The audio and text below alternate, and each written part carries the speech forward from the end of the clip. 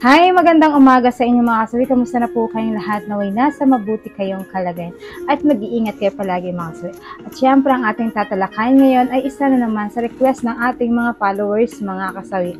Lods, pa-notice naman po. Lods, paano ba masasarapan ang babae kapag kinakain? P-U-K-E nila. Klaseng kain yung gagawin. Sana po mapansin. Ayan mga kasawi, ang ating isa sa mga masugid na followers na nag-request nito mga kasawi na paano ba masasarapan ng isang babae kapag kinain daw sa kanyang tilapia mga kasawi. Ang suggestion ko dito mga kasawi, ang babae naman kasi ay depende ito. May mga kababaihan naman na ayaw na magpakain sa kanilang tilapia mga kasawi. May mga kababaihan naman na nagpapakain talaga sa kanilang tilapia. Alam nyo pa mga kalalakihan, lang yung tatandaan. Depende naman kasi yan kung paano nyo tatandaan nyo ito, sasabihin ko, kung paano nyo dalhin at kung paano nyo kainin ang inyong mga asawa or jowa, mga kasawi, sa kanilang tilapia. Kasi wala namang batayan yan kung paano nyo ba gagawin. Kasi depende yan kung paano nyo mapapaligaya ang inyong mga asawa. Wala pong dapat anuhin dyan, mga kasawi. Siyempre, ang mahalaga lang naman kasi sa inyong mga asawa ay mahalin nyo ito at higit sa lahat na andyan kayo para sa kanya. Bonus na lang talaga kapag magaling na kayong kumain ng kanilang tilapia.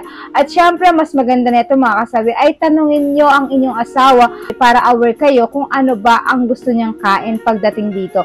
Kasi lahat naman ng babae, sabi ko nga sa inyo, ay depende kung ano yung kagustuhan nila, kung paano sila kainin mga kasawi. At syempre, lagi ko nga sinasabi mga kasawi, depende pa rin ito sa mga kababaihan. May mga babae na nakokontento naman kahit hindi sila kinakain. May mga babae naman talaga may mga kababaihan naman na gustong silang papakin mga kasawi. Pero sabi ko nga sa inyo, mas maganda na tanungin ninyo ang asawa nyo kung ginagawa mo ba sa kanya sa pagkain ay nagugustuhan niya ba. Tapos yung hindi niya nagugustuhan, kasi malalaman nyo yun sa sagot niya mga kasawi. Yun ang mabilis na sagot mga kasawi. Tanungin ninyo ang asawa nyo kung saan ba part ang kanyang gusto na pinapakain niya at ano ba ang posisyon na part na yung gusto niyang kainin para sa kanyang tilapia mga kasawi. Kasi iba't iba ang kagustuhan ng mga babae. Sabi ko nga sa inyo, ang mahalaga ay mahal nyo ang asawa nyo at naaalagaan nyo, nabibigay nyo ang kagustuhan nila at naandyan kayo para sa kanya. Isa na yun sa pinaka the best na gagawin nyo para mapasaya ang inyong mga asawa na mga kababaihan. Pero bonus na lang, sabi ko nga sa inyo kanina, na magaling talaga kayong kumain ng isang tilapia mga kasawi.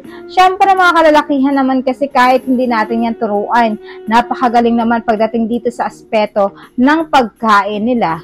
Kasi, di ba, syempre, mga kalalakihan, wala yung nagdadala ng mga ganitong sitwasyon kung paano ba mapapalabas ang isang L ng babae sa ganito, mga kasawi. Syempre, may mga babae naman na kahit hindi kayo nagmumove, ay talagang sila ang gumagawa ng paraan. Sila yung kasawi na magaling din mag-drive pagdating dito. Kahit na hindi kayo gumawa sa kanila, ay sila na mismo yung magdadrive para sa inyo.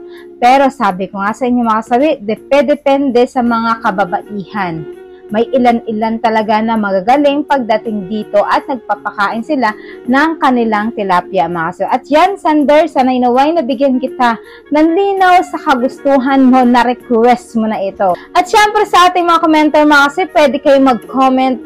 Baka meron pa kayong idea na maibigay sa ating Sander para at least magkaroon siya ng idea kung paano ba mapapasarap ang isang babae kapag kinakain ang kanilang tilapia mga kasawi. At syempre, nating Sander, naway nabigyan kita ng linaw sa iyong kahilingan na ito.